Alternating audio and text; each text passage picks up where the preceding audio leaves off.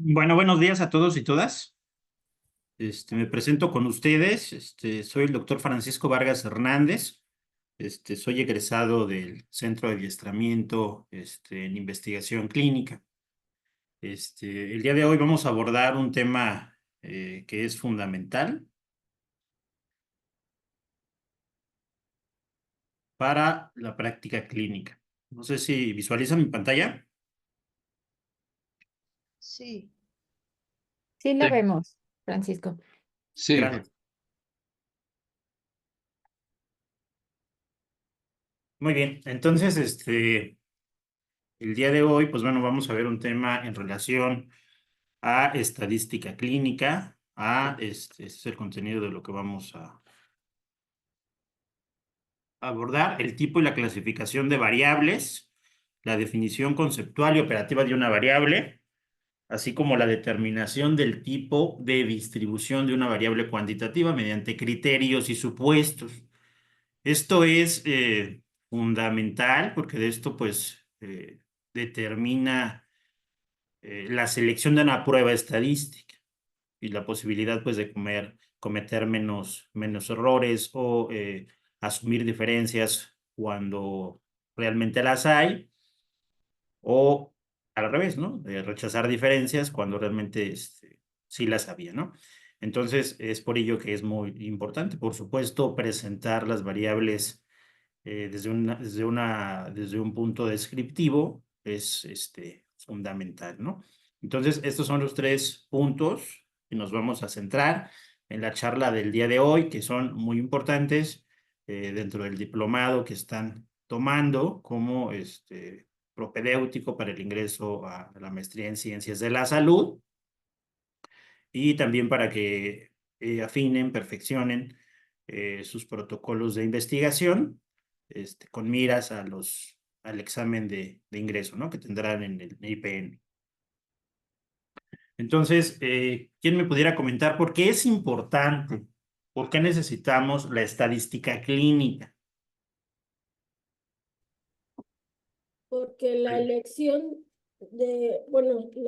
correcta de la prueba a utilizar nos dará pues resultados correctos o incorrectos si es que no es la prueba adecuada, Claro, confiable. claro, muy bien, novia, eso es correcto. Las pruebas estadísticas son como camisas, como batas, como trajes a la medida. Nosotros tenemos que ajustar las variables que nosotros estamos estudiando dependiendo de nuestros objetivos a la prueba estadística. Nunca va a ser al revés, ¿eh? La prueba estadística ya tiene supuestos matemáticos muy bien definidos. Entonces, nosotros al ajustar y seleccionar la prueba ad hoc, la prueba pertinente, congruente, factible, pues vamos a poder encontrar diferencias, ¿no? Entonces, y esta es una manera, pues, de generar conocimiento. ¿Alguien más? ¿Por qué la necesitamos? Yo, buenos días. Me Buenos llamo días. Mauricio. Nada más Buenos que días, no puedo Mauricio. conectar mi cámara. No te preocupes. Adelante, Mauricio. Bueno, pues la estadística clínicamente es importante porque nos permite hacer la descripción tanto de los fenómenos clínicos de manera en frecuencias o en medidas de tendencia central y lo demás, y también nos permite hacer inferencia, análisis inferenciales. Sí, eso es correcto. Desde la estadística descriptiva, donde tenemos las características generales, las características basales de sujetos en estudio, pues eso nos permite hacer una extrapolación, ¿no? Y por supuesto, la estadística clínica tiene un razonamiento inductivo, ¿no? Como comentas, a partir de una muestra, pues nosotros podemos hacer una generalización, ¿no? Con un estudio bien diseñado. Nuevamente reitero, es una forma en la cual podemos generar este conocimiento. Una situación adicional es la variabilidad en en las observaciones que tenemos. Si todos tuviésemos el mismo peso, la misma talla, el mismo color de pelo, el mismo nivel de glucosa, etcétera, si tuviéramos todos lo mismo, ¿ustedes creen que pues sería quizá necesario hacer algunas mediciones? Probablemente no. ¿no? Porque es esta variabilidad la que nosotros necesitamos estudiar. ¿Sí? Esta variabilidad en todos los valores, en todas las propiedades que ustedes estén estudiando sus protocolos o que puedan estar estudiando. Es esta variabilidad la que necesitamos analizar, resumir, presentar mediante la estadística clínica, ¿no? También los libros la describen como un puente entre observaciones que yo hago y el mundo real, ¿no? Los valores reales que se presentan, ¿no? Entonces, bueno, estas son algunas consideraciones previas. En esta diapositiva, pues es necesario, ¿no? Para poder comprobar una hipótesis, lo que mencionábamos, ¿no? Tiene un razonamiento que es inductivo, ¿no? Vamos de una muestra, de lo particular a lo general, para asumir diferencias, para asumir una probabilidad de riesgo, para asumir alguna asociación, para asumir una correlación, etcétera, ¿no? La estadística descriptiva nos va a permitir resumir, clasificar, analizar y presentar nuestros datos, ¿no? En relación a enfermedades, en relación a características de una población, etcétera, ¿no? Entonces, pues nos va a ayudar en la clínica a la toma de decisiones y a formular predicciones, ¿no? Desde la estadística descriptiva puedo yo empezar a ver ciertas características de sujetos, ¿no? Que van de la mano, ¿no? Sin que haya causa-efecto, con alguna condición, con alguna gravedad, con muerte, con hospitalización, con alguna otra situación. Ya para hacer predicciones, pues bueno, requerimos modelos matemáticos un poquito más complejos, como las regresiones, ¿no? Pero bueno, entonces la utilidad de la estadística es mucha.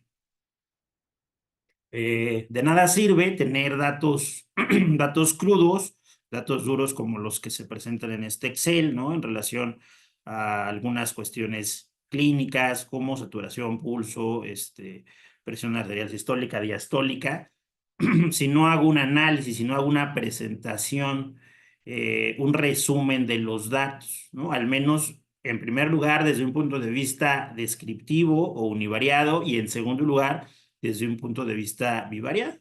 Es decir, que aunque yo tenga 1000 sujetos, 2000 sujetos, una muestra muy grande, muy representativa, pero si no hago lo pertinente para presentarlo desde el punto de vista descriptivo a posteriori desde un punto de vista bivariado, analítico, pues de nada sirve, ¿no? Terminan siendo datos secos, datos áridos, datos que van a ser infructuosos, ¿no? Entonces es importante la bioestadística porque me permite analizar, resumir, presentar esos datos y a partir de estos datos que yo tengo, pues yo puedo sacar conclusiones, yo puedo hacer algún tipo de inferencia.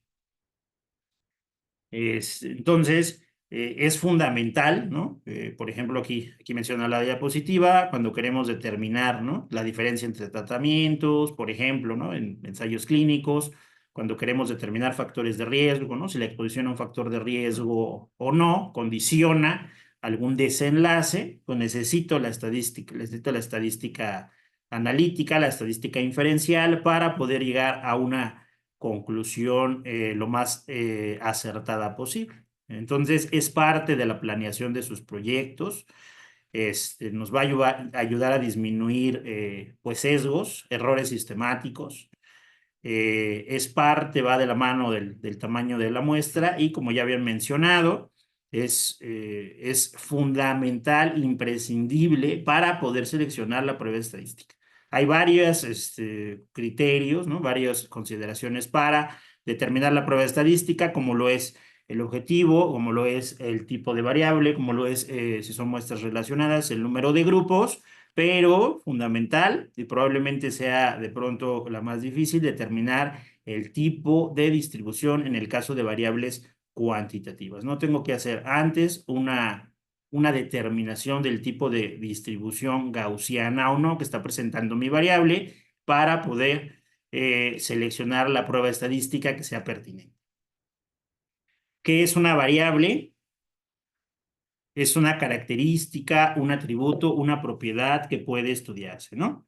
En una población y que toma diferentes valores. Nuevamente, la situación de la variabilidad, ¿no? La variabilidad en las observaciones, esa es una razón por la que necesitamos la bioestadística, la gran variabilidad que hay en valores cualitativos, en valores cuantitativos, ¿no?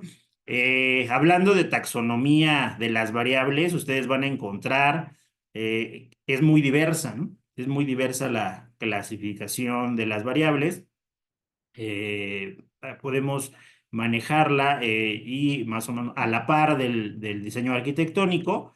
Una variable independiente corresponde a qué? A la maniobra, ¿no? Ustedes tienen maniobras observacionales en prácticamente el 100% de sus trabajos y una variable dependiente, una variable efecto, una variable resultado que se denomina desenlace, ¿no?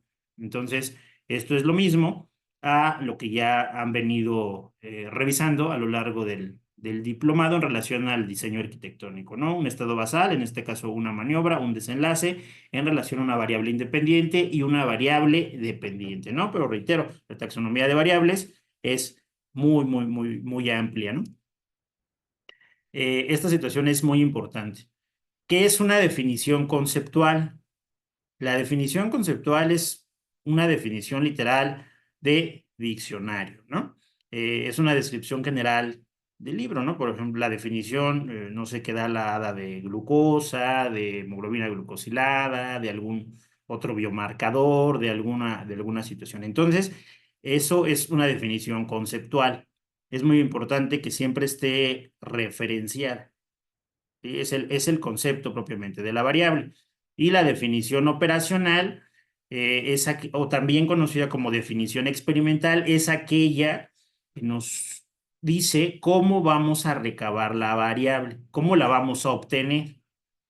Por ejemplo, en el caso de la variable glucosa, pues puedo obtenerla por glucosa sérica, puedo obtenerla por un glucómetro, puedo obtenerla de expedientes clínicos, puedo obtenerla de un sistema de laboratorio, etc. Entonces, cualquiera que sea la forma en que yo determine la variable, eso lo tengo que poner aquí en la definición operacional o definición experimental. ¿De qué va a depender cómo la voy a tomar? Por supuesto, del objetivo, del alcance del estudio y de la factibilidad.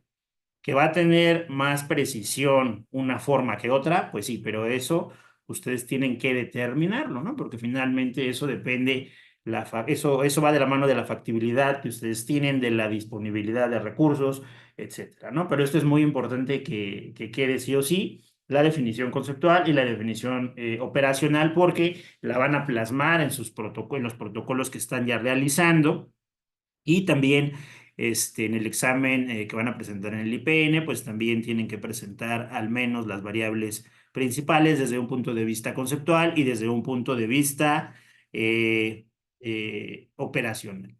Entonces, no sé si en esta diapositiva hay alguna duda en la definición conceptual, definición operacional, ¿no? Entonces, aquí como vemos, o sea, tener esa definición conceptual y operacional bien definida, pues es parte de los ingredientes que nos van a ayudar a construir de buena forma el protocolo de investigación, ¿no? Que aquí viene como una analogía de un pastel, ¿no? Es parte de los ingredientes, es parte de la receta para poder llegar a dónde, al objetivo primario, el objetivo principal, ¿no?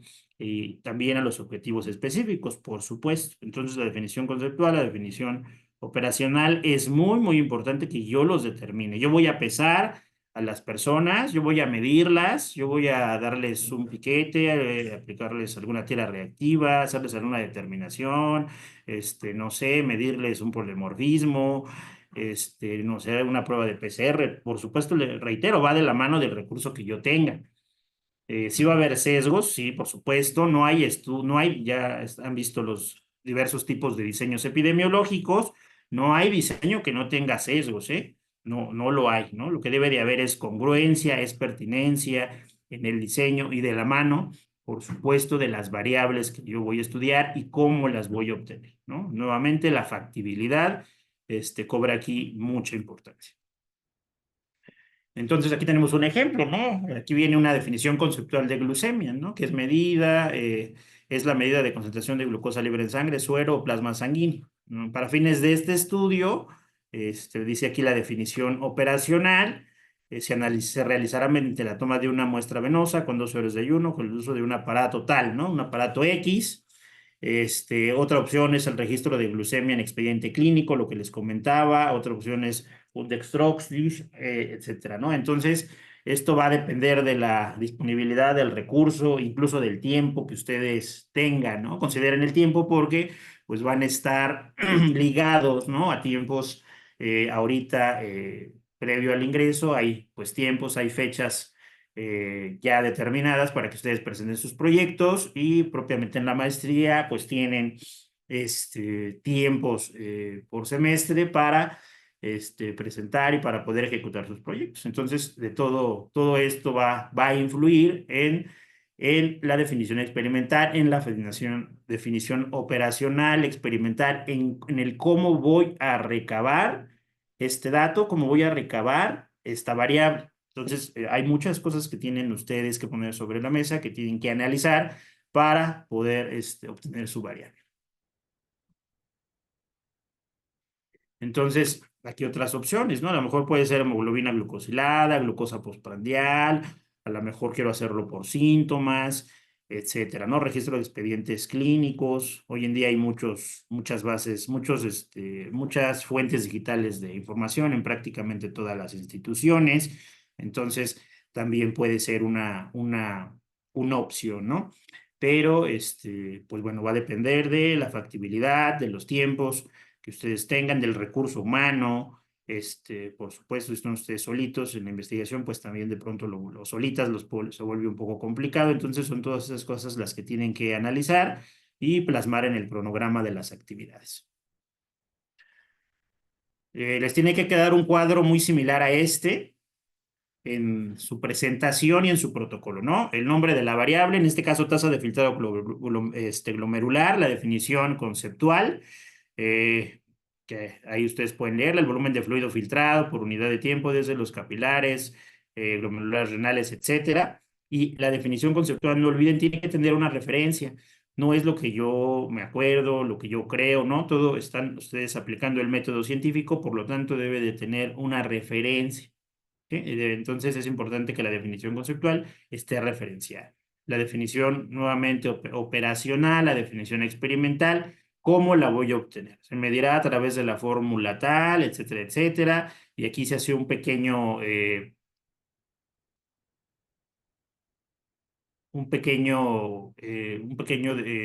descripción de la fórmula, ¿no? Entonces, esto es importante.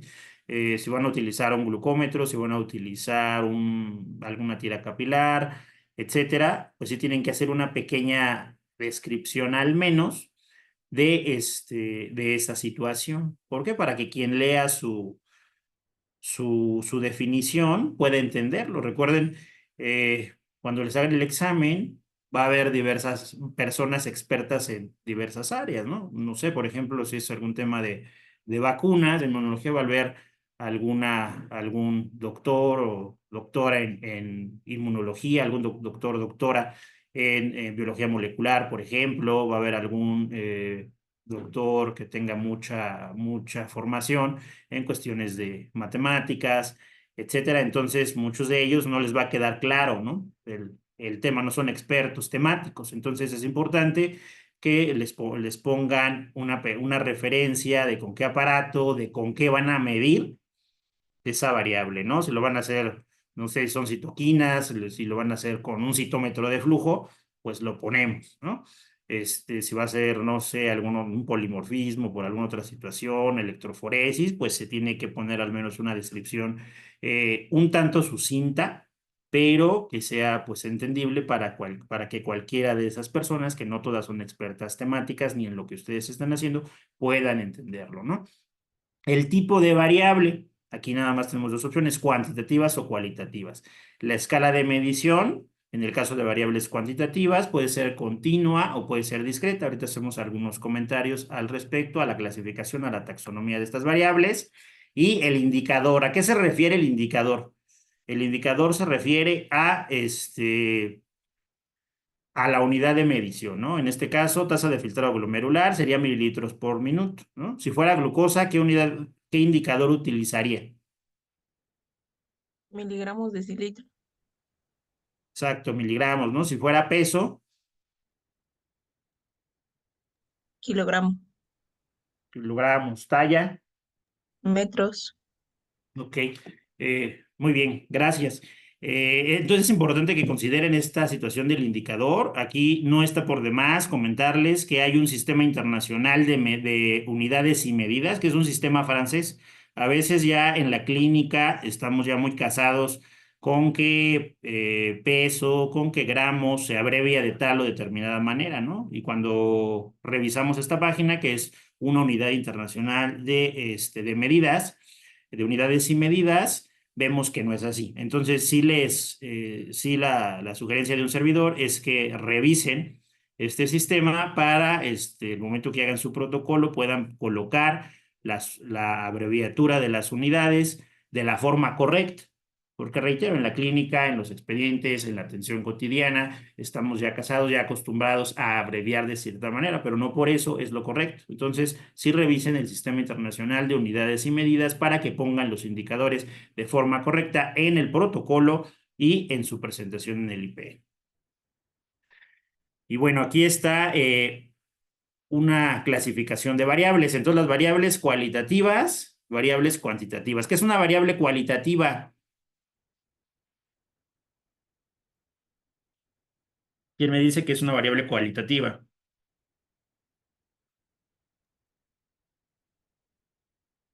¿Quién dijo yo? ¿Se escucha? Sí, se escucha adelante. Son variables que no tienen, o sea, no pueden ser medidas. Son como sí, no, tiene, no tiene. Ok, porque más, bueno, en realidad sí serían medidas porque les vamos a asignar nosotros un O bueno, número. que no tienen una escala de medición, ¿no? Exacto, entonces Sí. sería una propiedad, ¿no? O una cualidad, nada más, valga la redundancia, ¿cierto? Entonces, de las cualitativas tenemos dos, ¿no? Que son nominales. Nominales, puede ser para que quede un poco más, nominales nombran, solamente nombran. ¿Cuál puede ser un ejemplo de esto? Un Soltero, ejemplo. casado, viudo, divorciado. Dilo, dilo. Ah, ok, ¿algún otro ejemplo? Sexo. Sexo, ¿no? Sexo, por ejemplo, o sea, nada, solamente nombra. Y las variables ordinales tienden a la ordinalidad. A veces no en todos los protocolos, no en todos los estudios se cumple, pero las ordinales tienden a ello, a la ordinalidad. Es un término matemático, la ordinalidad. ¿Cuál sería un ejemplo de ordinalidad? El estadiaje de Entidades. La afectación de la enfermedad. Ah, exacto, puede ser esto.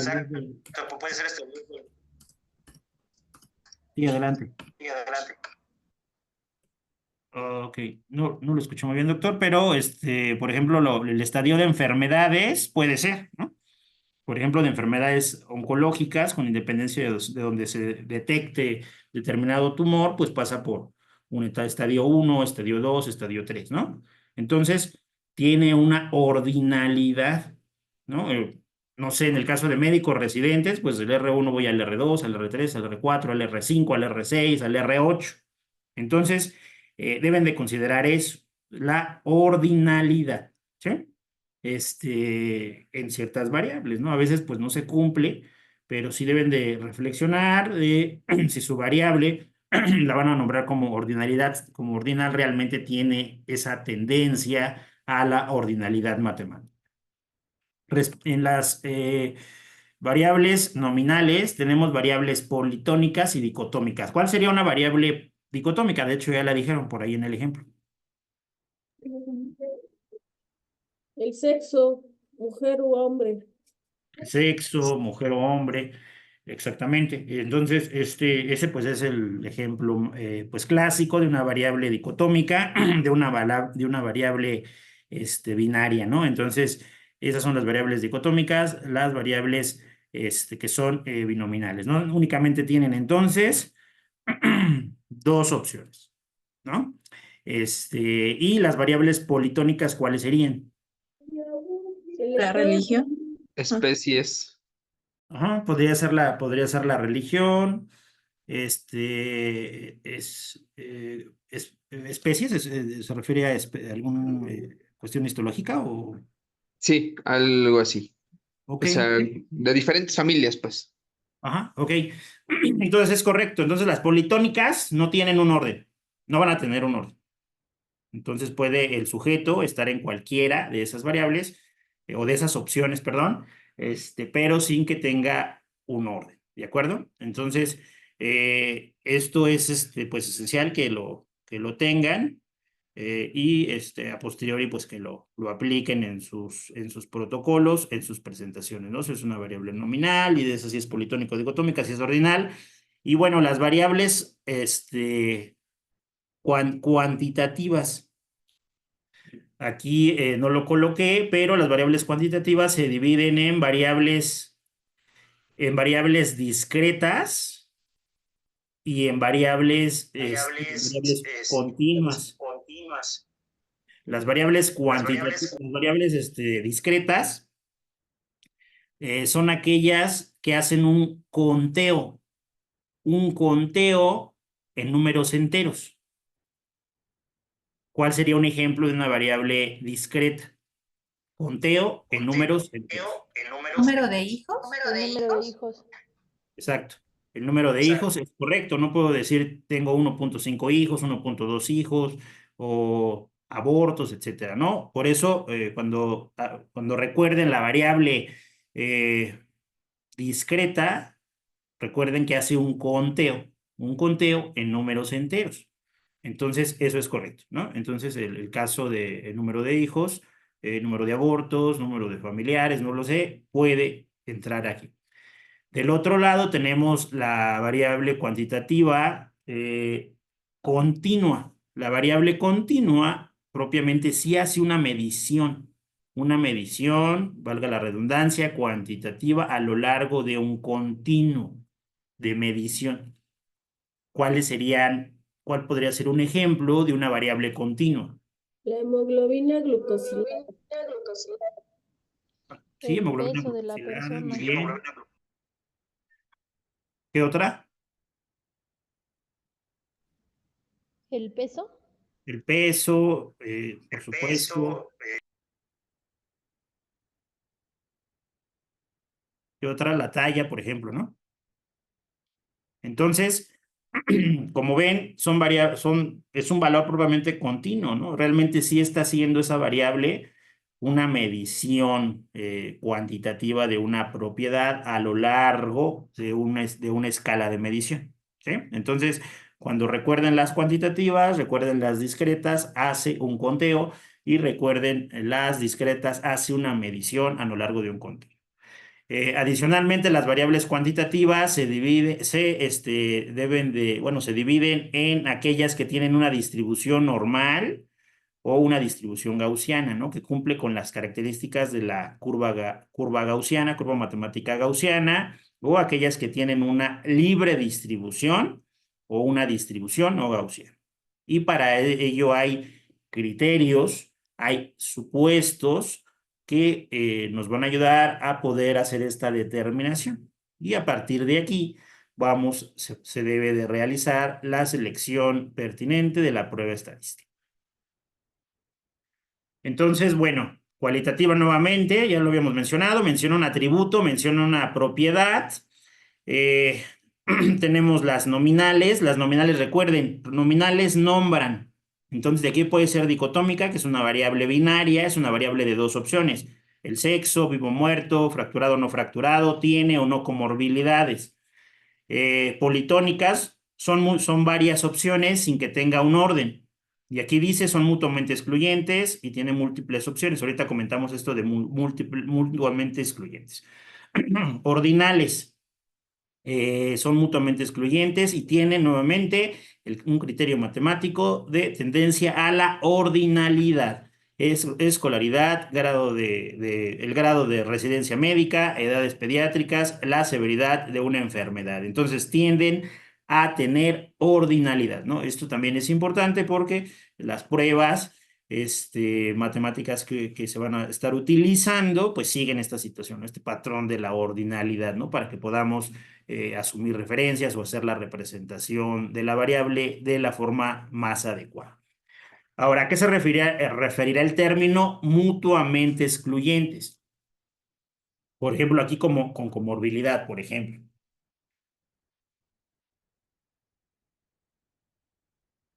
O sea, aquí prácticamente en todas las variables dice que una característica de la variable es que sea mutuamente excluyente. Adelante, doctor Mario Carrasco. Que una, o sea, suena extraño, pero que una no puede tener las propiedades de la siguiente o de otra, pues, de su anverso. Exacto, exacto, muy bien. A eso se refiere mutuamente excluyente, ¿no? O sea, sí debe de estar encasillada en una propiedad, en una cualidad y no en la otra, ¿no? Es muy común que en diversos protocolos de investigación se coloque comorbilidades y en las opciones, en los indicadores se pone diabetes, se pone hipertensión, se pone obesidad, se pone dislipidemia, se pone insuficiencia venosa, se pone alguna otra comorbilidad. Entonces, realmente un paciente, un sujeto puede tener esas 5 condiciones, esas 5 características o más. Entonces, rompemos esa situación de que sea mutuamente excluyente. ¿Sí vemos? O sea, estamos repitiendo ese sujeto, lo estamos encasillando en múltiples categorías. ¿Sí? Entonces, eso no debe de ocurrir, no debemos de tener cuidado y verificar que sean mutuamente excluyentes. Si no, pues al hacer los análisis, pues va a haber múltiples sesgos, ¿no? Entonces, ¿cuál es una opción, por ejemplo, para este ejemplo que les comenté? Colocar comorbilidades como presente ausente y definir más variables como puede ser hipertensión presente ausente, diabetes presente ausente, obesidad, etcétera, etcétera. O sea, las puedo subdividir, ¿no? En otras variables, pero lo que no puedo hacer es encasillarlas todas en una sola variable porque si no pierde con esta situación. Otra característica que deben de tener las variables es que sean exhaustivas. ¿A qué se referirá esto de que no se colocó aquí, pero que sea exhaustiva la variable?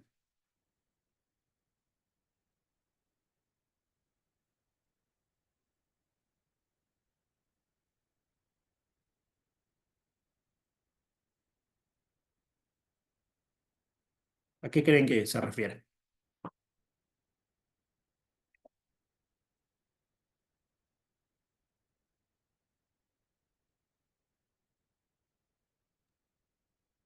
A que describa de forma muy precisa características. Exacto.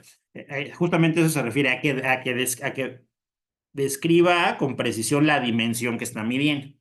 ¿Sí? Entonces, no debe prestarse a una ambigüedad, ¿no? Entonces, si, pues no sé, algún ejemplo, si quiero ver un polimorfismo de inserción, de lesión, o no sé, tengo que ser muy preciso en la variable y en que efectivamente voy a medir esa variable. A eso se refiere que sea exhaustivo, ¿no? No debe de haber lugar a ambigüedades en la medición, sea cual sea la definición operativa con la que yo voy a obtener esa variable. Entonces, esa es la situación que sea exhaustiva. ¿De acuerdo? Muy bien, entonces, bueno, aquí tenemos esta tablita. Déjenme mover acá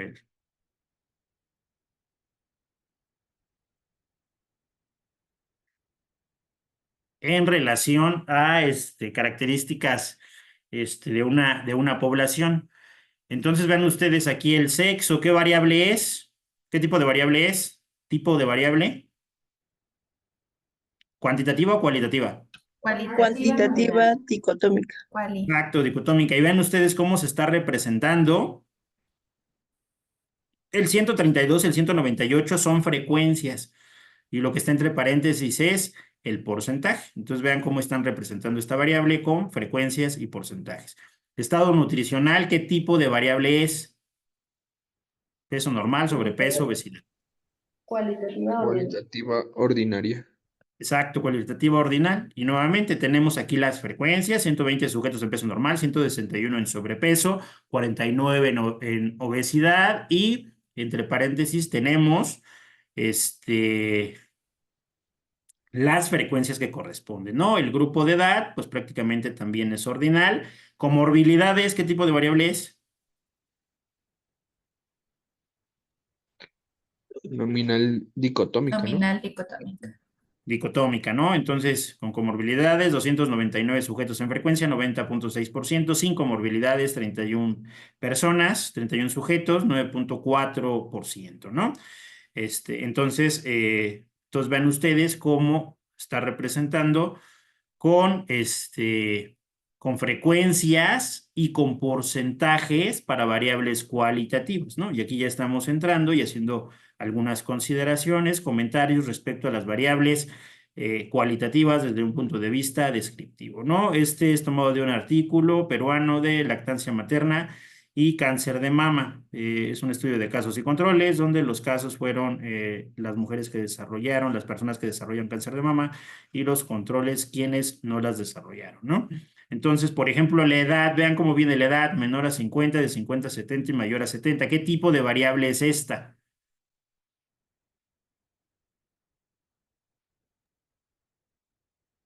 Es ordinal, ¿no? Es ordinal, ¿no? Y aquí vemos, exactamente, vemos la frecuencia de los casos y el porcentaje. Lo mismo que en la tabla anterior estaba, pero con paréntesis. El grado de instrucción, viene ninguna, primaria, secundaria, técnico y universitario. ¿Qué tipo de variable es? Cualitativa ordinal. Cualitativa ordinal, correcto. Aquí tenemos la frecuencia y tenemos el porcentaje, tanto para casos como para los controles. El tipo histológico, ductal simple, medular, comedón, mixto, incito, biliar, infiltrante, otro. Cualitativa nominal politónica. Ajá, aquí sería el tipo histológico, sería una variable, efectivamente, politónica, ¿no? Y aquí tenemos nuevamente las frecuencias de cada tipo histológico y los porcentajes.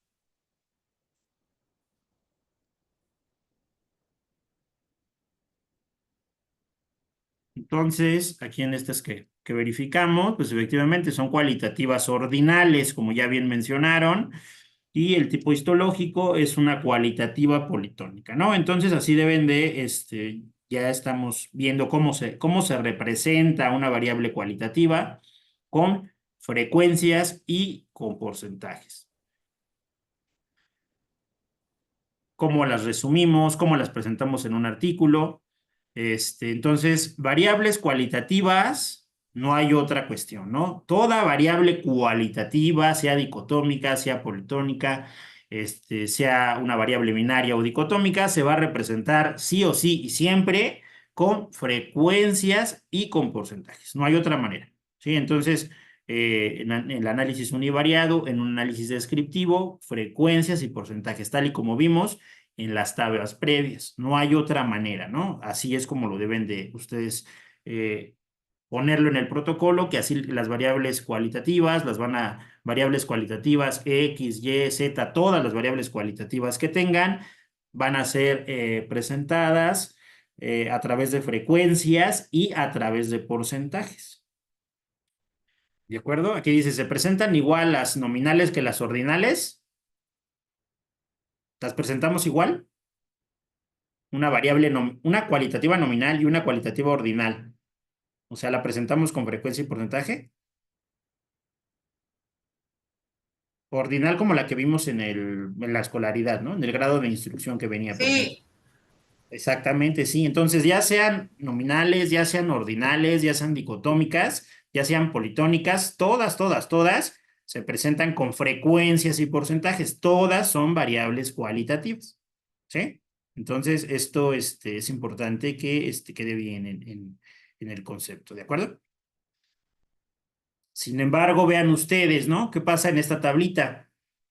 Vean aquí, por ejemplo, la edad, que ipso facto es una variable cuantitativa natural, pues, pero vean aquí cómo la estoy poniendo, de menor a 50, de 50 a 70, de mayor a 70. La edad al diagnóstico es una variable también cuantitativa, que puede representarse en años, pero vean cómo se está poniendo aquí, menos de 40, 40, 50, 50, 60, mayor a 60. ¿Qué pasó aquí?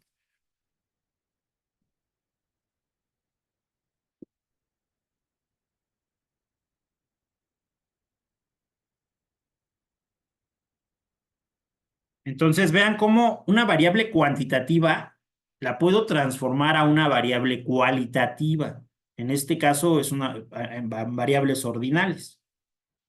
¿Sí? Entonces, esta es una cuestión matemática que se puede, siempre y cuando yo respete la lógica de la variable, o sea, no le rompa la lógica, ¿sí? No voy a sacar edad en números negativos, ¿no? Por ejemplo, o algún otro parámetro, ¿no? O de alguna otra variable que ni siquiera existe ese valor, ¿no? Entonces, esto puede hacerse siempre y cuando yo no le rompa la lógica biológica a la variable, ¿sí vamos? Que de hecho es muy común, ¿no? Ustedes han leído muchos artículos en la que nos dice la edad menor a 40 es protección y la edad mayor a 40 es riesgo para alguna situación, para alguna enfermedad, ¿cierto? Entonces, se hace, puede hacerse, ¿no? Puede hacerse la variable edad cuantitativa puede manejarse como una variable binaria, como una variable dicotómica, quizá para efectos posteriores de obtener algún riesgo, ¿no? Si mayor o menor edad puede condicionar un riesgo, puede condicionar un desenlace o puede condicionar una protección incluso, ¿no? Entonces, nuevamente reitero, sin romperle la lógica a la variable. ¿Y de qué depende hacer la división? O sea, la división de las variables, la transformación, no la voy a hacer pues como me lata, ¿no? Como se me ocurra. O sea, todo esto debe de venir de referencias, ¿sí? De lo que ustedes han leído respecto al tema, etcétera, etcétera, ¿no? No es nada más de que agarro y le pongo que de acá de la edad para abajo es riesgo y para arriba es protección o viceversa, ¿no? Tengo que tener un sustento biológico que me diga eso, ¿no? A lo mejor con COVID, pues niños, no sé, menores a 6 meses, ¿no? Por el tema pues de la lactancia materna y demás, tendrían a tener más riesgo, ¿no? Por ejemplo, ¿no? O sea, ahí tiene que haber cuestiones biológicas, conocimiento disponible que me sustenten esa transformación, esa división que yo hice de la variable, ¿no?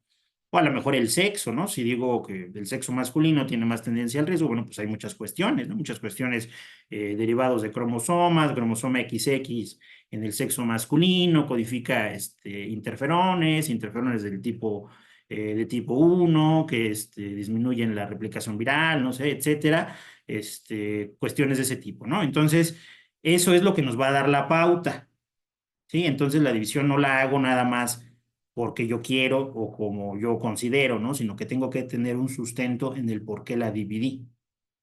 Va a depender, por supuesto, de los objetivos, de los alcances del estudio, de muchas otras situaciones, pero sí no olviden esa situación. Cuando hagan una división de variables, tiene que tener un sentido, tiene que sentir un sentido, una plausibilidad y no olviden respetar la variable para no romperle la lógica biológica. ¿Hasta aquí vamos bien? ¿No tienen alguna duda?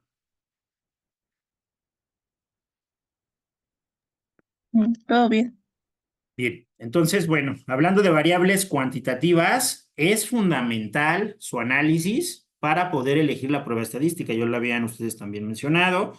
Y tenemos que determinar su tipo de distribución, si tiene una distribución normal o gaussiana o si tiene una distribución libre o no gaussiana. Ahorita vamos a ver cuáles son los supuestos y cuáles son los criterios que nos pueden ayudar a hacer esa determinación.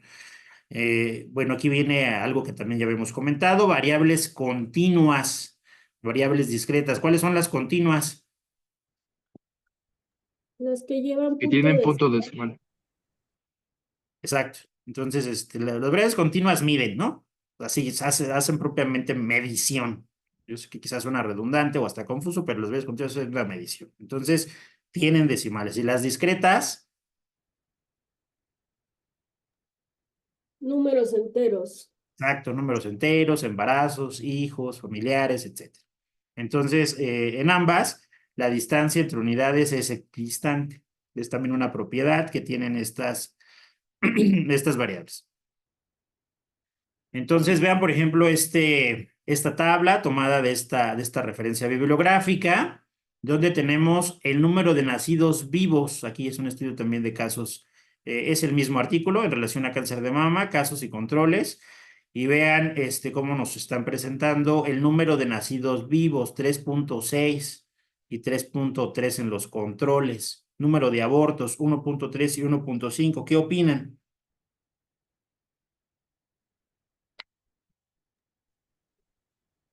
Pues yo creo que está erróneo porque no puede haber 3.6 nacidos vivos porque es una variable continua. Perdón, Exacto, discrepo. exacto. Entonces, ¿qué pasó ahí? Lo que comentábamos, ¿no? Le rompieron la lógica a la variable. Pues, 3.6 nacidos vivos es cómo lo interpreto, ¿no? O número de abortos, o sea, 1.3, o sea, pues no tendría una interpretación clínica. Entonces aquí mucho ojo, mucho cuidado. Ustedes a lo largo del diplomado están desarrollando ¿qué? El juicio clínico, pero también necesitan desarrollar el juicio estadístico y el ojo estadístico. Entonces, para que también lo tomen en cuenta, ¿no? Entonces, por ejemplo, aquí dice número de familiares en primer grado afectados y nuevamente nos ponen 1.4, ¿no? Pues esto no tiene, pues bueno, mucho sentido, ¿no? Le están rompiendo nuevamente la lógica biológica a la variable, ¿no? Entonces, es algo de lo que comentábamos, ¿no? Entonces, siempre era una representación lógica, hay que respetar la variable, no vamos a hacer este tipo de cosas, ¿no? Recién nacidos vivos 3.6, abortos 1.3, familiares 1.4, ¿no? O sea, no hay que cortar las variables, romperlas, que pierdan su entendimiento, que pierdan su coherencia, que pierdan su plausibilidad, que pierdan su lógica, ¿no? Entonces, no hay que hacer eso, hay que tener mucho, mucho cuidado en ese sentido, ¿no? La estadística descriptiva y la clínica, ¿no? Pues los primeros estudios de COVID-19 pues nos hablaban de una serie de características sociodemográficas y clínicas, ¿no? Sin realizar quizá, no todos los artículos iniciales, una estadística analítica. Aún así, aunque era estadística descriptiva, ¿no? Que nos presentaba, no sé, sujetos de tal edad, sujetos con tal condición clínica, y nos ponían también la frecuencia de estas características en relación a si estaban hospitalizados, en relación a gravedad de enfermedad, en relación a muerte, pues nos permitía asumir ciertas situaciones, ¿no? Que esas características clínicas pues iban de la mano. Ojo, no estoy mencionando aquí asociación, correlación, relación, causa-efecto, predicción, nada, ¿no? Pero sí la estadística descriptiva sí puede permitir eso, ¿no? Por eso nuevamente la importancia de resumir, de presentar adecuadamente las variables, ya sea cualitativas o variables cuantitativas, ¿no? Entonces, ese es un ejemplo, ¿no? De la importancia de la estadística descriptiva en la clínica. Teníamos muchas frecuencias, muchos porcentajes en relación a los rangos de edad, a diversas condiciones como diabetes, hipertensión, situaciones cardiovasculares, renales, algunos marcadores, algunos biomarcadores, algunos analitos, ¿no? Y estos venían aumentados en frecuencia con pacientes o no, dependiendo, con pacientes hospitalizados, admitidos en UCI, que requerían ventilación mecánica o bien incluso pacientes que fallecían, ¿no? Entonces, a partir de aquí ya podíamos nosotros, con estas características descriptivas, univariadas, empezar a asumir ciertas situaciones, ¿no? Que, no sé, que la condición de diabetes, pues estaba acompañada de pacientes que eran hospitalizados, que desarrollaban gravedad, ¿sí? Eh, y hay muchas cuestiones biológicas, ¿no? El DPP4, los múltiples receptores que hay de COVID, receptores típicos, receptores no típicos, mecanismos de fusión directa del virus, etcétera, etcétera, ¿no? Entonces, esto ya no lo permite, o sea, esta diapositiva es para que, pues, reflexionen respecto a la importancia de la estadística, aunque sea descriptiva, no hay que menospreciarla, ¿no? Entonces hay que también tomarla en cuenta, ¿no? Porque no haya un valor de P o mucho mejor, una medida de relevancia clínica como un OR, como un riesgo relativo, etcétera, pues no por eso pierde valor, ¿no? Entonces, en bioestadística no hay, y en pruebas estadísticas no hay cosas malas ni buenas, ¿no? Lo que hay es pertinencia, coherencia, congruencia en lo que se está presentando. Entonces no hay cosas buenas ni malas, ¿no? No porque utilice una chi cuadrada es malo y no porque no utilice un modelo de regresión lineal múltiple, pues mi estudio no tiene valor, ¿no? Por supuesto que tiene valor, que aporta, Por eso, no hay malos ni buenos. Lo que hay es pertinencia, es congruencia, que haya lugar, ¿no? Que sea lugar la forma en como yo estoy representando una variable cuantitativa, cómo estoy presentando una variable cualitativa. Eso es lo que ese es mi trabajo, hacerlo de una forma correcta, de una forma adecuada. Vean aquí, ¿no? Este también es uno de los artículos iniciales en relación a COVID-19. Vean, por ejemplo, la edad, ¿no? La edad que aquí nos dice aquí que está representada en mediana y con rangos intercuartilares y que la unidad de medición es años. Aquí en la primera columna tenemos el total de los pacientes. Pacientes con enfermedad severa tenemos 45 en cuanto a la edad, ¿no? 45 años era la mediana de edad de sujetos que tenían enfermedad no severa o desarrollaron enfermedad no severa y 52 años que tenían enfermedad severa, ¿no? Entonces, y aquí viene pues las percentilas, ¿no? La percentila 25, la percentila 75, ¿no? El 50% de la población se encuentra en este rango de 34 a 57 años y de 40 a 65 en severos. Entonces, ¿qué podemos comentar de esto, ¿no? De estas edades en los no severos y en los severos. ¿Quién dice yo?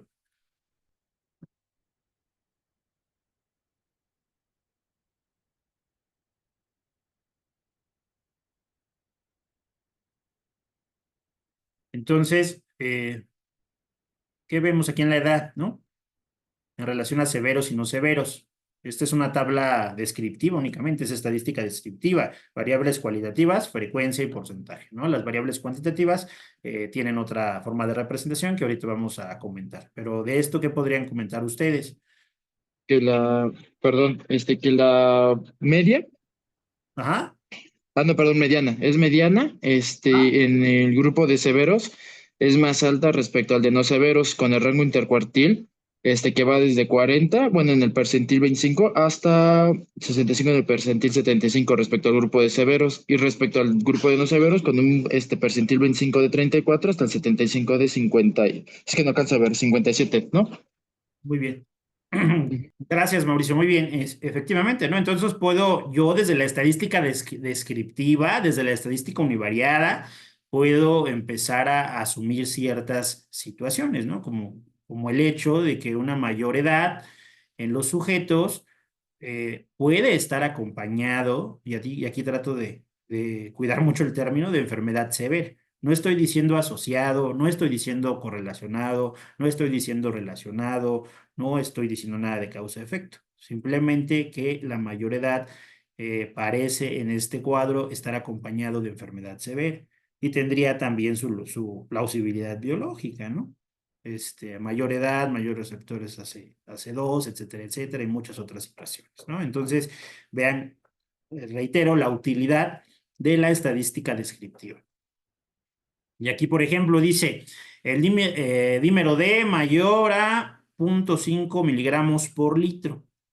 Y vean, en enfermedad no severa, tenemos 43 sujetos, 43% de sujetos que sobrepasaron ese valor, y en el caso de la enfermedad severa, prácticamente un 60% que sobrepasó el valor de dímero D mayor a 0.05 miligramos por litro. ¿Qué nos dice esto?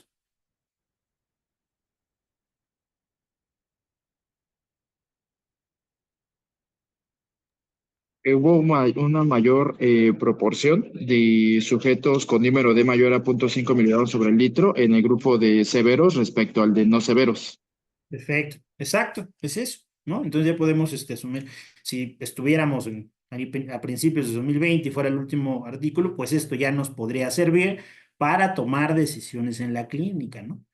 Que sí es cierto, me van a decir, bueno, pero es que no hay una comprobación de hipótesis, no tenemos el error alfa, el error beta, pues sí es cierto, pero pues, finalmente en ese momento pues no se tenía, ¿no?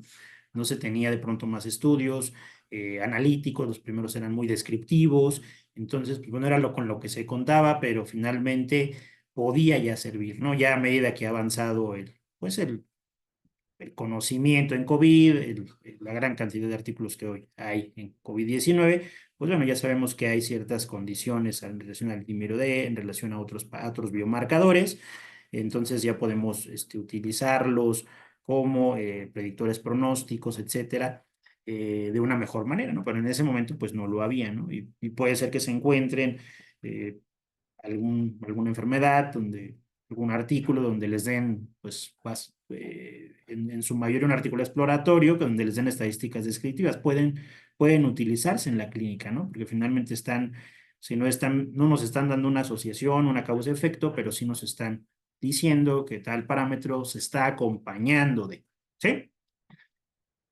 Bien, ahora sí vamos a pasar a la situación de las variables cuantitativas. Entonces, con variables cualitativas, ¿alguna duda? ¿Vamos bien? Sí, doctor, muchas gracias. Al contrario, gracias. Entonces, bueno, vamos con variables cuantitativas. Bueno, aquí hay que empezar, hay muchos tipos de distribución matemática. El tipo de distribución que utilizamos con mayor frecuencia, más socorrido en la práctica clínica, es aquel que acuñó el matemático Frederick Gauss, respecto a una curva que lleva su nombre, una curva que se denomina gaussiana, ¿sí? ¿Qué es esta curva?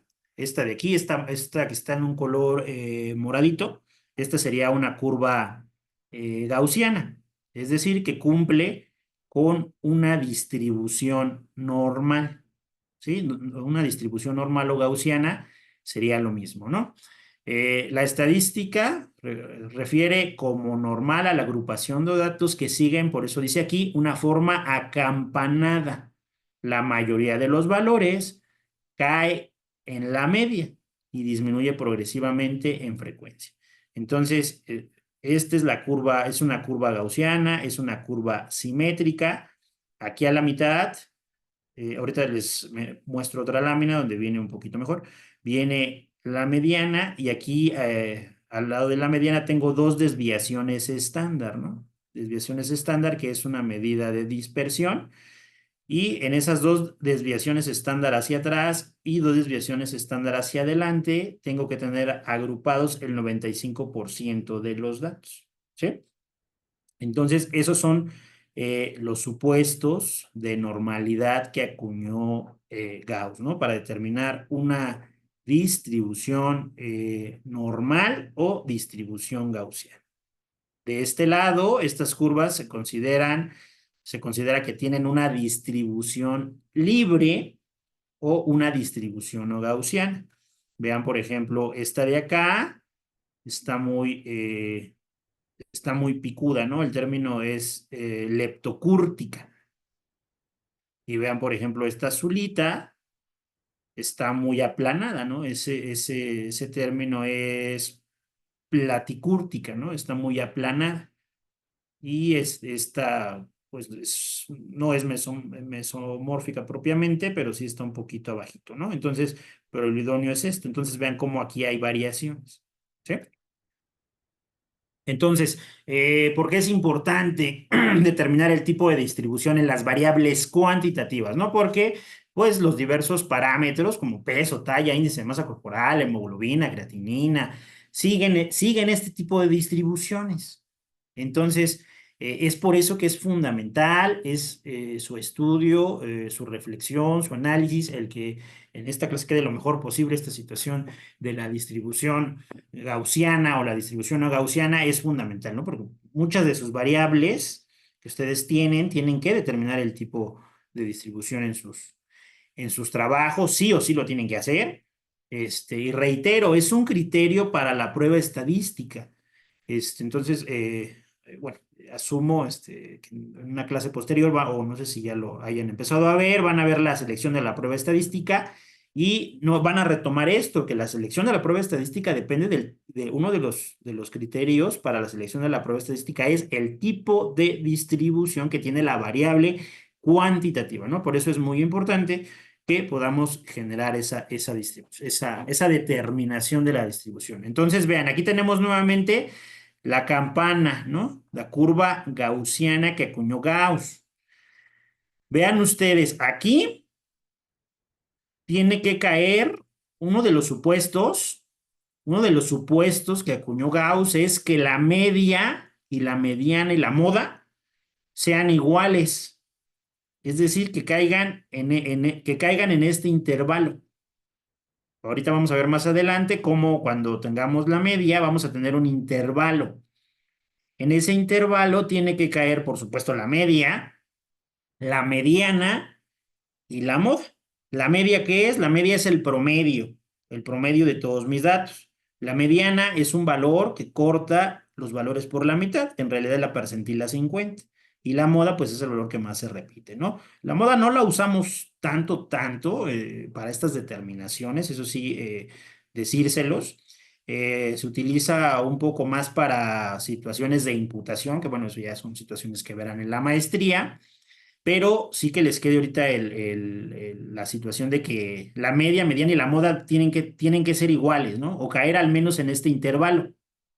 Si no iguales desde un punto de vista exacto, numérico, o sea, pueden permitirse una discreta variación, pero siempre caer en este intervalo. ¿Sí vamos? Entonces, media, mediana y moda son iguales. Ese es el primero. ¿Sí estamos? ¿Todos? Sí. Sí. Ok. Luego, aquí, este que dice -1 es una desviación estándar. ¿Qué es la desviación estándar? Es una medida es una medida de dispersión que viene ¿de dónde? De la varianza.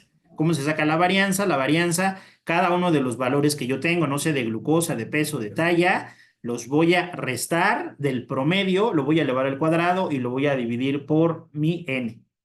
Ese es la varianza, pero para que pueda yo estudiarlo en la clínica, le saco la raíz cuadrada y eso se convierte en la desviación estándar. Entonces, esta es una desviación. ¿Qué tanto se aleja pues el dato del promedio, de la media? ¿Sí? Una desviación estándar, aquí está. Y aquí, esta que ven aquí -2 es otra desviación estándar. Entonces, son dos desviaciones estándar. Entonces, dos desviaciones estándar hasta hacia atrás y dos desviaciones hacia adelante es el criterio. El 95% de los datos de mi muestra deben de contenerse más o menos dos desviaciones estándar. Es decir, aquí. ¿Sí vamos? Sí. Ese es el otro. Ese es el otro criterio. Más o menos dos desviaciones estándar voy a tener contenido el 90%, el 95% de los datos, porque el otro 0.5% es muy poquito y no me va a mover la curva. Pero que el 95% esté aquí me va a estabilizar la curva, es decir, que la curva me parezca, sea simétrica, tenga estas características, no se vaya para un lado, para el otro, etcétera, etcétera, ¿no? Entonces, ese es un criterio. Hay otro término que se denomina asintótica. ¿Qué significa el término asintótico? Significa que esta curva, que aquí viene en un colorcito naranja, correspondería a un eje de X, nunca va a tocar el eje de las Y, ¿no? El eje basal. Sí, no sé si más o menos queda esta parte de asintótico. Que esto nunca, Sí. o sea, estos dos nunca se van a unir, estos valores, ¿no? Los valores decrecientes, vaya, aquí tenemos la media, el promedio, y aquí tenemos los valores que van disminuyendo, los valores que van decreciendo. Aunque vayan decreciendo los valores, este valor nunca va a asumir aquí el cero, ¿no? Nunca va a tocar esta parte de acá, ¿sí? Eso se denomina asintótica. ¿Sí vamos? Entonces, media, mediana son iguales y moda son iguales, deben de caer en este intervalo. Más dos desviaciones estándar, debo de tener contenidos el 95% de los datos de mi muestra y la característica de asintótica, ¿no? Los valores decrecientes de la mediana, ¿no? Todos los valores que van aquí disminuyendo, valores, nunca van a tocar este eje, ¿no? Que es el eje de las X, ¿sí? Entonces vean cómo la curva pues es simétrica, no se va a la izquierda, no se va a la derecha, no se va a la derecha, no, sería curva izquierda, si se va para acá sería una curva derecha, si se va para este lado sería una curva izquierda. No está así como alargada como las que vimos en una figura previa, ¿no? No es leptocúrtica, no está así como aplanada, ¿no? Que venga aquí la curva, ¿no? No es mesocúrtica. Entonces vean tengo que considerar la forma, ¿sí? De la forma en la curva y tengo que considerar estos supuestos. ¿Sí? Más o menos, ¿vamos?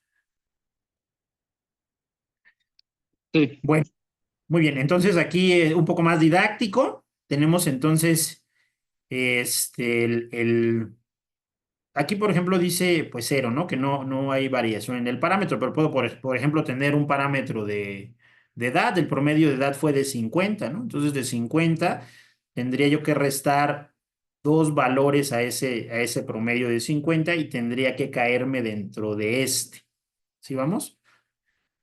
Porque esta que dice -2 es la desviación estándar. Si yo nada más considero una desviación estándar, vean, es el 68% de la población, pero al considerar dos desviaciones estándar, es el 95%, lo que comentábamos, ¿no? Que entonces el 95% de los datos deben de estar aquí, ¿sí? Y no con esto estoy diciendo que no vaya a haber datos acá, ¿eh?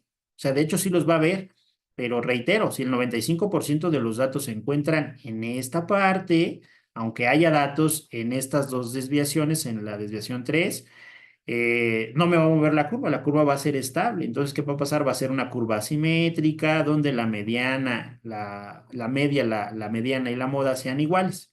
¿Sí?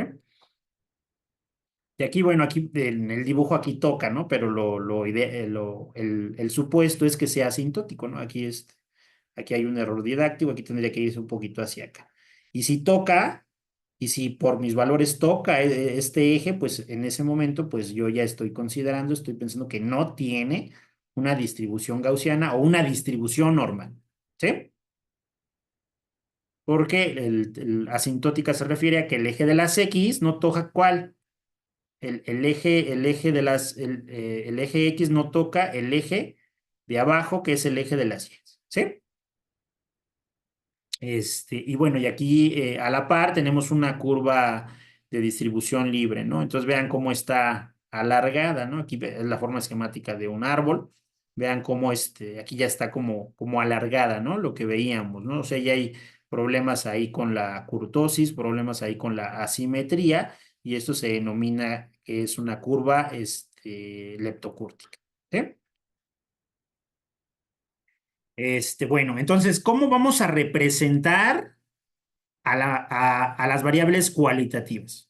¿Sí? ¿Cómo las explicamos? ¿Cómo las representamos? Ojo, la media, y esto es muy importante que lo consideren, que lo anoten, que lo tengan en sus proyectos, en sus presentaciones. La media, que es una medida de tendencias centrales, el promedio, se va a representar a la par con desviación estándar. Es decir, si yo tengo una media, si yo tengo un promedio, la medida de dispersión con la que represento esa media es la desviación estándar. ¿Sí vamos? Pues, por lo tanto, si tengo un artículo en el que me presentan la media y la desviación estándar, si me están presentando la media, pues yo ya estoy asumiendo que tiene una distribución normal. Por otro lado, la mediana. La mediana es que es una medida de tendencia central y como medida de dispersión se utilizan los rangos intercuartilares. ¿Sí? Esto es muy importante, ¿eh? Media y mediana, porque esto es como van a representar ustedes a sus variables cuantitativas. Media con desviación estándar y la mediana con rangos intercuartilares como medida de dispersión. ¿Sí? Entonces, este punto es muy importante. Aquí ¿cuál sería la mediana de este grupito? A ojo de buen cubero. El La 6, mediana es ¿El ¿cuál? 6? Correcto, el 6. La mediana es el dato que rompe o que pasa los datos por la mitad, ¿no? En este caso, efectivamente, sería el 6, ¿no? En este dibujito.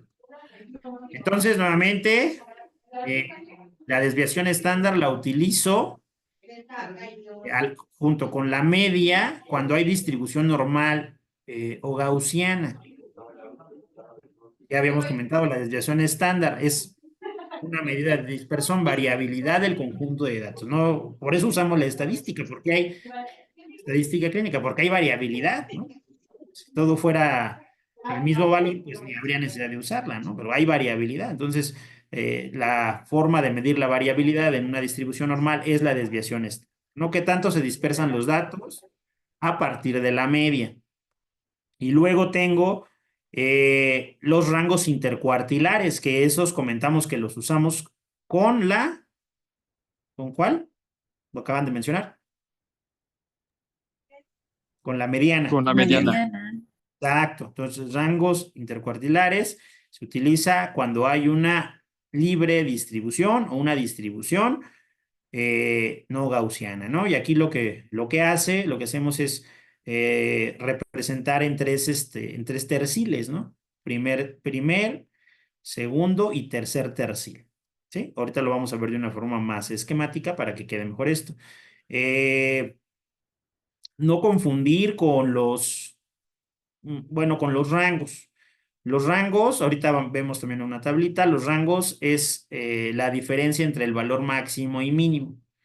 Puede ser también, aunque no es lo más común, pero pueden encontrar que una distribución libre, en lugar de darles rangos intercuartilares, les den rangos.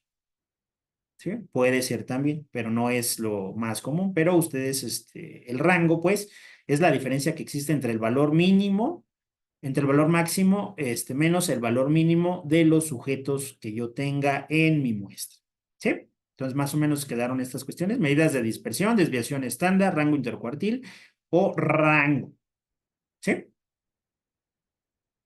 Hasta aquí vamos bien, ¿no? ¿Tienen alguna duda? Sí, Doc. Perfecto. Entonces, aquí nuevamente, media y mediana son iguales. Más 2 desviaciones estándar hacia atrás, más 2 desviaciones estándar hacia adelante, tengo que tener el 95% de mi población. Y el criterio asintótica, es decir, que la curva, el eje de las X, nunca toca el eje de las Y. Si las toca aguas, es probable que la distribución sea una distribución no gaussiana, sea una distribución libre, ¿no? Y aquí viene con colorcitos lo que ya habíamos verificado en relación al porcentaje, ¿no? Con una desviación estándar tenemos el 68% y con dos desviaciones estándar tenemos prácticamente el 95% de los sujetos, ¿sí? También este punto también es conocido como el valor Z de alfa o el valor Z, ¿no? Que son dos desviaciones estándar, corresponde a 1.96. Ahorita lo verificamos para que quede un poquito mejor. Aquí nuevamente una desviación estándar es el 68% de los sujetos, y si tengo dos desviaciones estándar, aquí está, es el 95.4 de los sujetos, ¿no? Entonces, esto es lo idóneo, ¿no? Que el 95% de los sujetos se encuentren más o menos dos desviaciones estándar que yo le reste o le sume ¿a qué? Al promedio, a la mediana, ¿no? Si considero tres desviaciones estándar, pues sería 99, ¿no? Sería pues algo muy exacto, muy preciso, pero muy complicado de que pueda ejecutarse en la práctica clínica, ¿no? Entonces tienen que quedar con las dos desviaciones estándar como medida de dispersión, respecto a dispersión, ¿respecto a qué? Respecto al promedio, respecto a la mediana. Vean, por ejemplo, este ejemplo. Vean, aquí tenemos dos grupos, o imagínense que esta es una variable cuantitativa, no sé, talla, glucosa, peso, aquí tenemos un grupo B. Vean, por ejemplo, la mediana es 17.2, la media es 18, no son iguales, sin embargo, yo les hablé de un intervalo, el cual no lo tengo aquí representado. Tengo la mediana de 18, tengo la desviación estándar que es de 2, ¿sí? Si yo les comenté que sumaran a la media dos desviaciones estándar, súmenle a 17.2 más 2, ¿cuánto es? 19. Ok, 19. ¿Y 17.2 menos 2? 15. Ok, sería 19 y 15, ¿no? Y 15. Entonces, vean, por ejemplo, el valor máximo de este conjunto de datos es 14.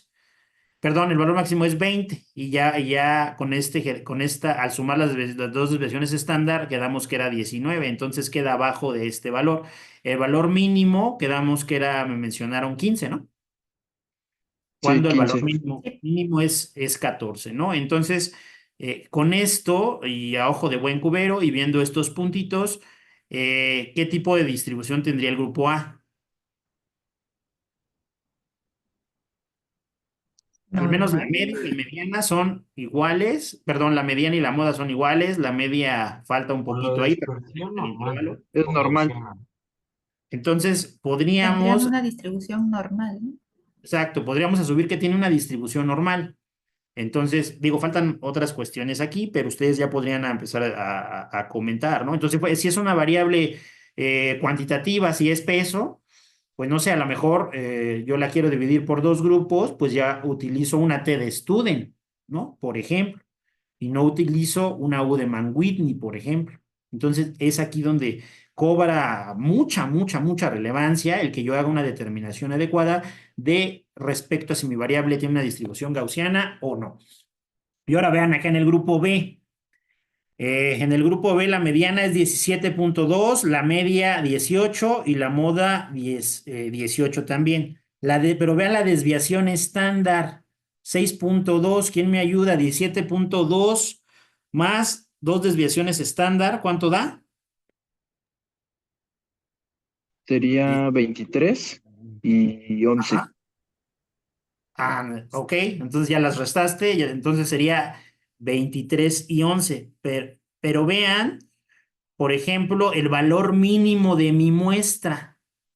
¿Cuál es el valor mínimo? A ver. 9, 9. ¿no? Y si yo al restar la desviación estándar, ¿cuánto fue? 11. Más bien, acuérdense aquí, 6.2 por 2 menos 17. O sea, es 5. O sea, 12 es menos. menor al valor mínimo porque son dos desviaciones Menor estándar, de ¿no? Es 17 6. menos Exacto. 12. Entonces vean cómo al restarla a la media, la desviación estándar, que en este caso es 12, prácticamente me da 5. Y vean cómo, pues no es algo plausible porque el sujeto con menor valor tiene 9. ¿Qué pasó ahí? Se salió del Entonces, valor esperado, ¿no? Para la distribución. Libre de exacto. distribución. Tiene una distribución libre, ¿no? Libre. Vean ustedes acá la dispersión de puntos. Entonces, vean, si yo quiero representar, por ejemplo, este grupo que ya ustedes me comentaron, que tiene una distribución libre, lo represento con, ¿cuál? Con media, ¿no? Entonces le Sí. pondría 18, le voy a poner, vamos a poner que es peso, le voy a poner el peso y le voy a poner 18 como mediana y entre paréntesis pongo la desviación estándar, que es 2.05. ¿Ya vieron cómo quedó? En cambio, en este grupo, donde ya comentamos y asumimos que hay una distribución libre, yo le pondría ¿qué utilizaría? ¿La media o la mediana? La Para mediana. Sería representarla. mediana. Ok, le La pondría mediana. 18. Y entre paréntesis, ¿qué le pondría? Le pondría este El rango percentil. intercuartil. Exacto, el rango intercuartil, el percentil 11 y el percentil 21.2. ¿Qué estoy diciendo ahí? La mediana en este grupo del peso es de 18 kilos. Yo sé que a lo mejor no suena lógico ni coherente, no es esa ahorita la intención, con un rango que va de 11 kilos a 21. O sea, el 50% se agrupa aquí. Y noten ustedes cómo la mediana, que está acá, coincide con esta percentila, la 50. ¿Ya vieron? Es la misma, solo que esa yo la represento fuera del paréntesis. Por eso, cuando veíamos los rangos intercuartilares, yo les decía que los agrupa en tres, en el rango 25, en el rango 50 y en el rango 75. ¿Sí queda más o menos? Sí. Ok, entonces Sí, aquí doctor. tenemos una distribución libre y de una distribución, perdón, una distribución normal y una distribución libre. Ok, entonces, ¿cómo determinar la normalidad sin morir en el intento? Ya lo comentamos, media, mediana y moda, faltó aquí, son iguales. Asintótica, ¿qué es asintótica, doctor Abraham? Significa que no tocan el eje basal. Exacto, los valores decrecientes de la moda no toca el cero. Simétrica. Aquí entramos en un nuevo término, sesgo y kurtosis, ¿sí? El sesgo tiene un valor que va de más menos 0.5. Aquí el sesgo es a la izquierda o a la derecha, ¿sí? Si se va a la izquierda o a la derecha. O sea, es un parámetro de asimetría, es un criterio de asimetría, pues. O sea, eso también nos los da los programas bioestadísticos. Entonces, y nos permitimos cuánto, que la curva se mueva de más 0.5 a menos 0.5. Y la kurtosis, el sesgo sí es izquierdo, derecho, ¿no? Y la kurtosis sí es alargada o aplanada. Y aquí nos permitimos de más 0.2 a menos 0.2, ¿sí? Luego el 5, la media, si yo le sumo a la media más o menos desviación estándar, que ya lo hicieron, tengo que tener el 95% de la población. En el último valor no fue así, ¿no? Porque había un valor mínimo de la población que estaba fuera, ¿cierto? Un valor plausible y debe de coincidir aquí mucho, mucho, mucho ojo con los criterios de inclusión, porque puedo tener a lo mejor un valor que es plausible en glucosa, en edad, en peso, en talla, pero ¿qué pasa si a lo mejor no fue un criterio de inclusión? ¿Qué pasa ahí? Pues en ipso facto, pues no tiene una curva normal. ¿Sí vamos? Sí. ¿Tienen Sí, dudas? Bien, el punto número 6 es importante, que es una prueba estadística de hipótesis. ¿Para probar qué hipótesis? Para probar si la distribución de la variable cuantitativa es libre o no. Es una distribución libre o gaussiana. Hay varias pruebas estadísticas. Una de ellas es Shapiro-Wilk, que se utiliza cuando tengo una muestra menor a 30. Hay algunas variaciones, algunos artículos o libros de bioestadística mencionan 50, pero en general manejamos 30. Shapiro-Wilk si tengo menos de 30. Kolmogorov-Smirnov si tengo 50 o más.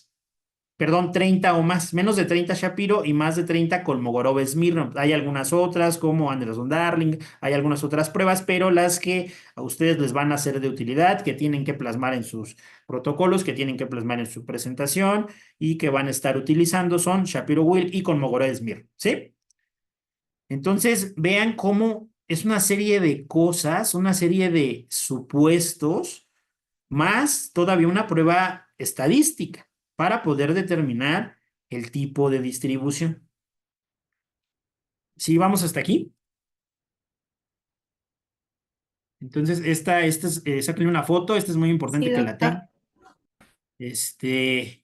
Y bueno, entonces esto ya hicimos el ejercicio, sumamos 2 desviaciones estándar y restamos 2 desviaciones estándar y tuvimos el 95%, ¿sí? Y vean cómo afuera todavía siguen los valores máximos y mínimos. Pueden en algún momento coincidir, pero mientras no se salgan, no hay ningún problema. Se salió en el ejemplo que vimos, entonces ahí ya en automático pues tiene una curva que no es normal, ¿no? Entonces, y vean este histograma, ¿no? Que nos dice es en relación a la troponina. Vean cómo está.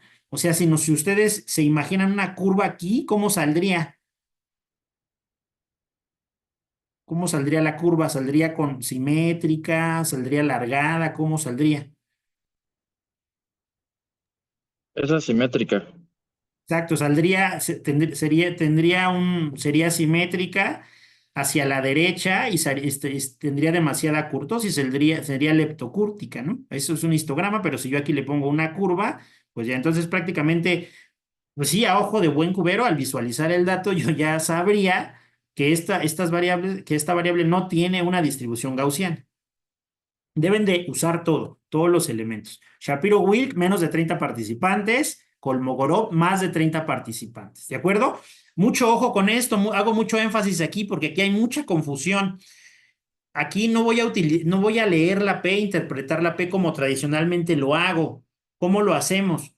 Para decir que hay diferencias o que hay asociación, que digo que la P sea menor a 0.05, ¿cierto? Sí, doctor. En el caso de las pruebas de hipótesis, así como algunas otras pruebas, como en el caso de la homocedasticidad, homogeneidad de varianzas, tengo que considerar lo contrario. La P me tiene que dar mayor a 0.05. Si la P me da mayor a 0.05, yo considero una distribución gaussiana o normal. Hago énfasis aquí porque aquí es donde hay mucha confusión al momento de correr los análisis. Y así lo deben de describir en su protocolo de investigación. Para las variables cuantitativas, peso, talla, se considerarán los supuestos de normalidad, como de la modo mediana son iguales, como la media más dos desviaciones estándar se encuentra en el 95% de los sujetos, y el criterio de prueba estadística. Mediante la prueba estadística de Kolmogorov-Smirnov se considerará una P mayor a 0.05 como una distribución gaussiana. ¿Sí? Sí. Es muy común que en la mayoría de los artículos, yo creo que en un 95% o más, únicamente se basen en las pruebas estadísticas. Shapiro, Kolmogorov, Anderson-Darling, nada más. O sea, se le tiene una fe ciega a la prueba estadística. Pero lo que ustedes tienen que llevarse de la charla es que no nada más deben de quedarse con la prueba estadística. Está bien hacerla, está bien ejecutarla, está bien reportada en el protocolo, en el manuscrito, etcétera, pero deben de considerar lo demás.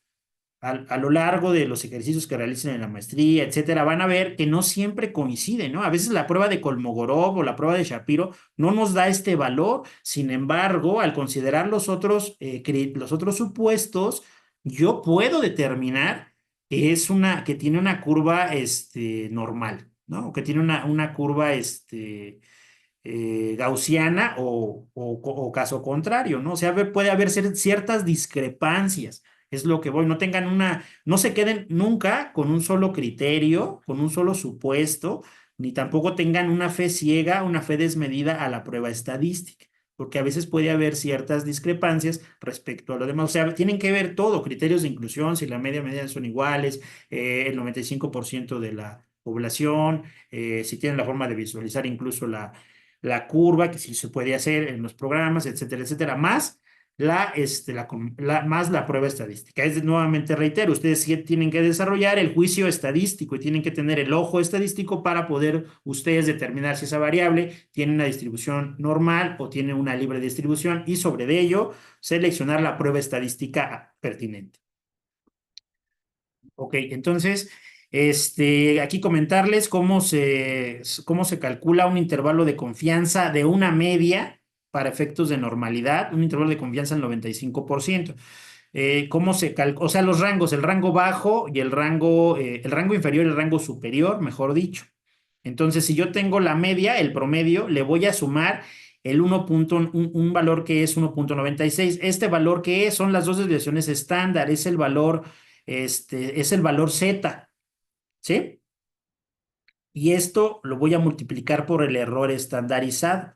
El error estandarizado es una medida de variabilidad de la medida de mediciones repetidas. ¿Cómo se saca? Aquí también sacan una foto. ¿Cómo se saca el error estándar? El error estándar se saca de dividir la desviación estándar que ya tengo sobre la raíz cuadrada de n, ¿no? Entonces, necesito yo este error estándar para poder multiplicarlo por 1.96, y con esto lo sumo y lo resto a la media para tener yo mi intervalo superior y mi intervalo inferior. ¿De acuerdo? ¿Sí quedó esta parte o...? Sí.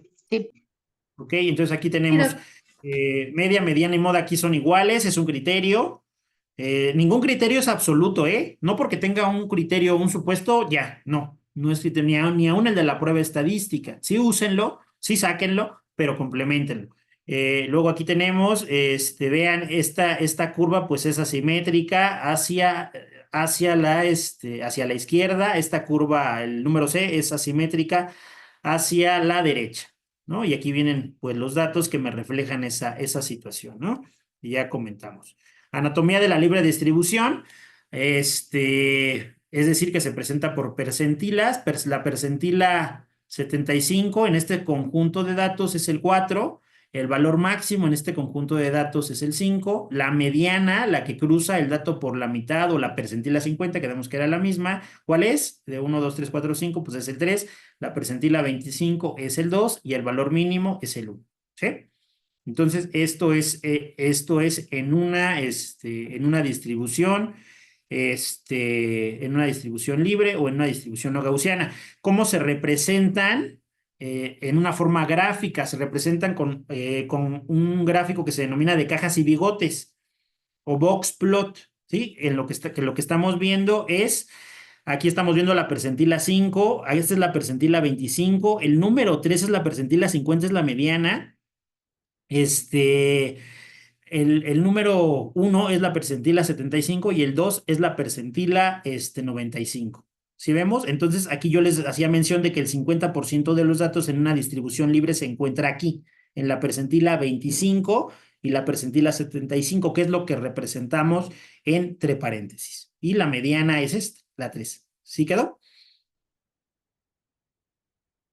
Cuando ustedes vean este tipo de gráficos, de box plot, pues es una libre distribución y lo que les están presentando es la percentila, reitero, la percentila 25, la percentila 50 o la mediana y la percentila 75.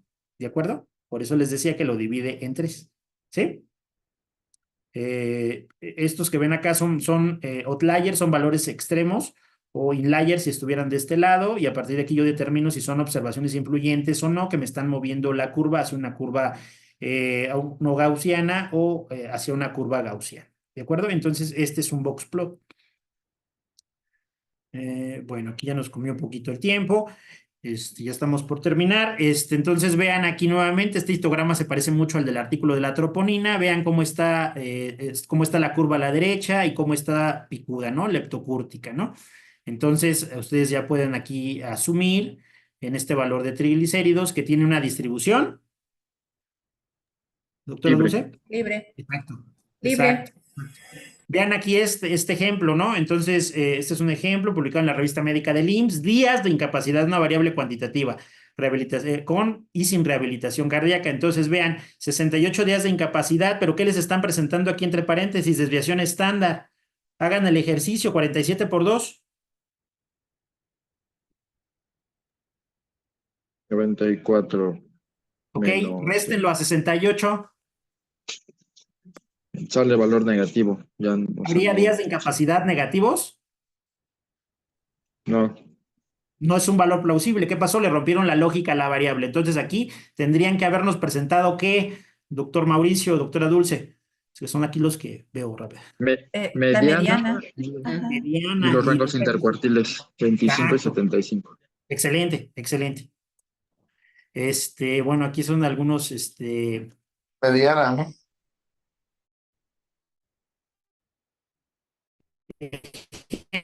ejemplos, ¿no? A sujeto de 40 a 80 años, la media es de 50, la desviación estándar es de 20.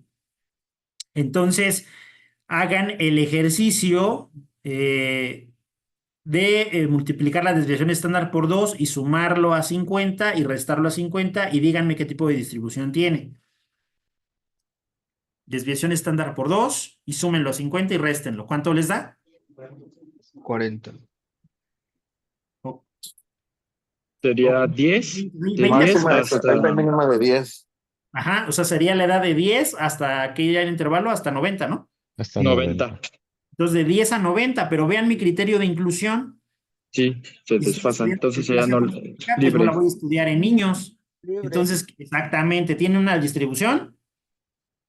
Una Libre. distribución libre, exactamente. Entonces vean cómo tienen que, son sumativos, ¿eh?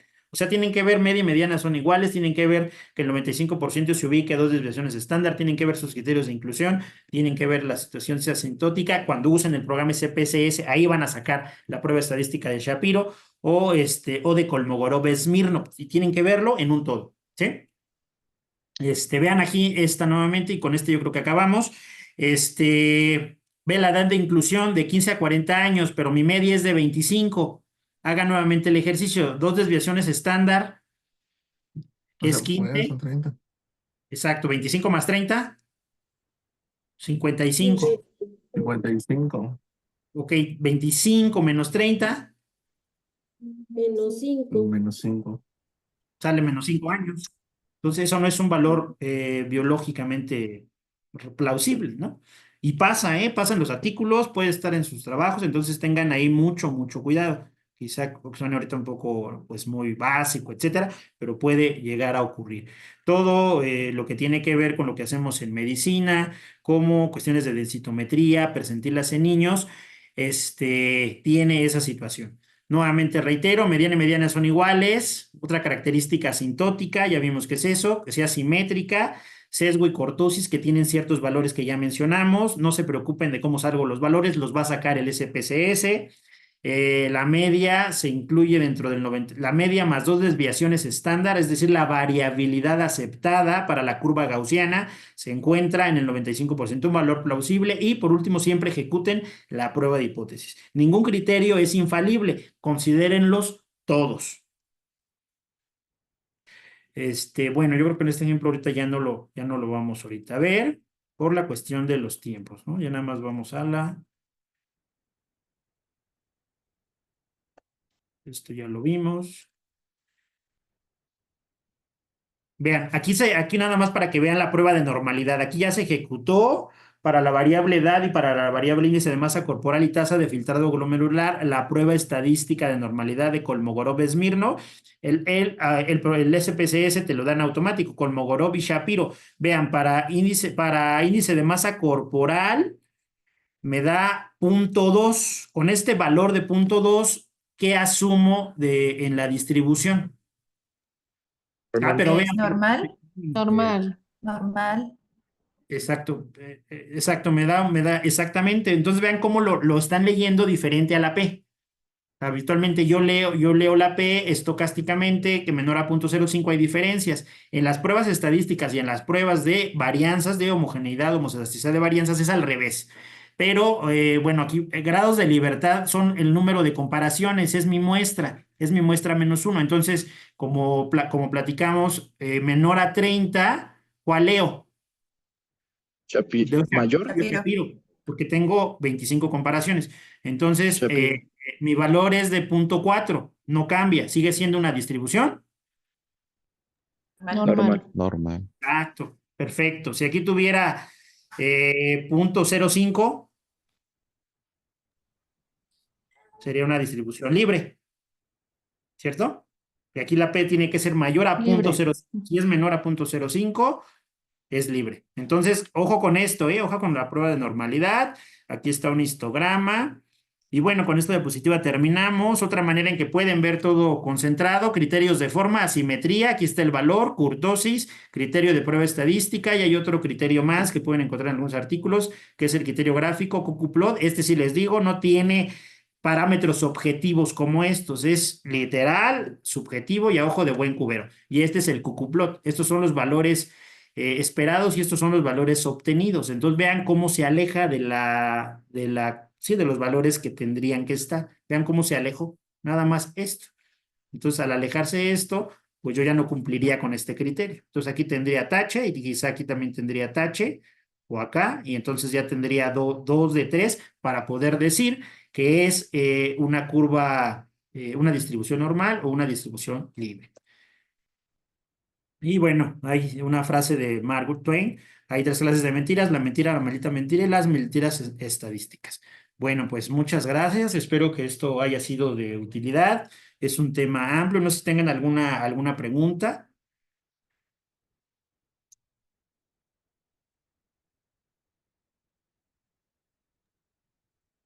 ¿Ninguna Gracias, pregunta? doctor.